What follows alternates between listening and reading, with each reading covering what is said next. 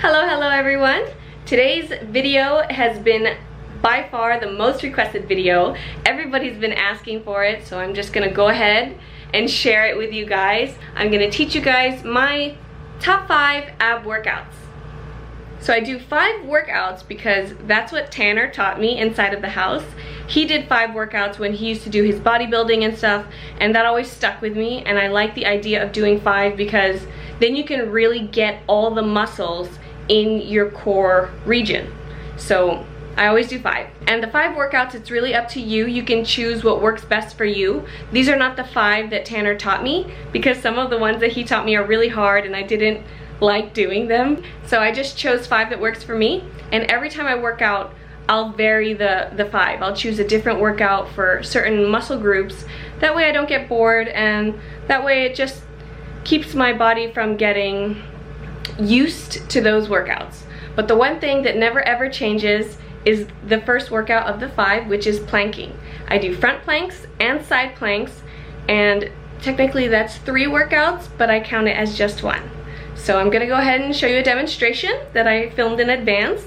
This is what a regular plank looks like, and you wanna try to hold that for 1 minute. Start at 1 minute, and then as you get stronger, or if you're more advanced, you can add more time to that. 1 minute 30, 2 minutes, whatever works best for you and your body. And then I'll do that on both sides. So it's 3 workouts in 1, and that all together makes up step 1 of the 5. And I have to give a shout out to Cedric because he's the one that got me started planking, and honestly for me it's the most effective workout you could possibly do for your core. I just feel like it's a really well-rounded exercise that makes a difference. Like, I don't want to work out too often, so when I do, I want to do the workouts that work. And my second workout is heel taps.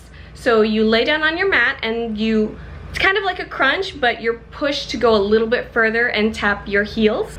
So if it's your first time working out, do as many as you can in 1 minute so you have an idea of what number you're at, where you should aim for, and a benchmark for your progress. And for my third exercise, I'm doing leg raises. So you do not want your legs to touch the ground at any point in time unless you're taking a rest.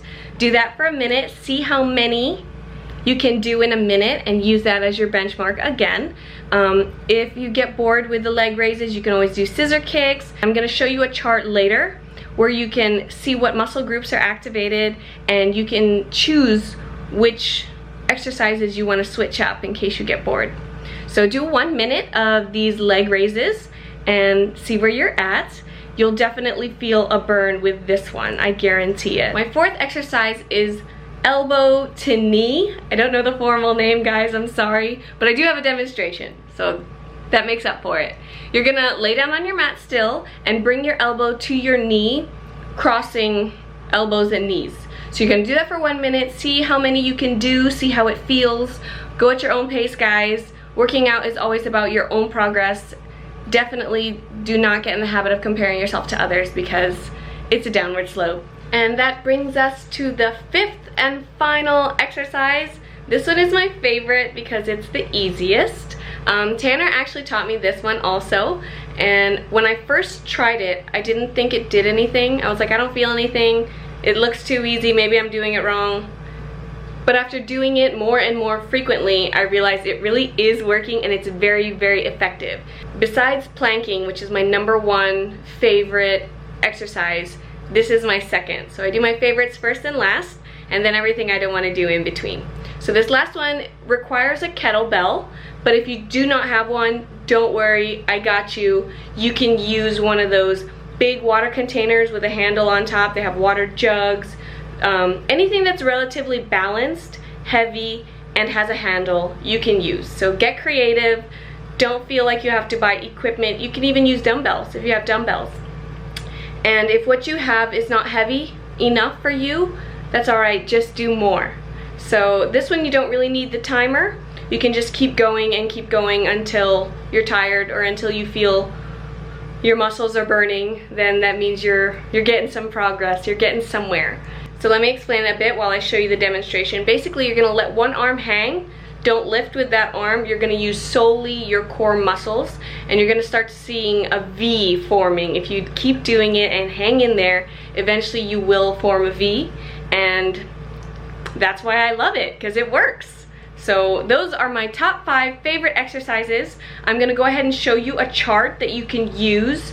Check online, check Pinterest, do a Google search, whatever works for you. Look up different exercises and try out different things for yourself, because that's the beauty of working out, is there's not only one way to do it, there's a million ways to do it, infinite combinations. So get creative, make sure you enjoy yourself, and monitor your progress, because every bit of progress is good and every little bit helps. So gain confidence, guys.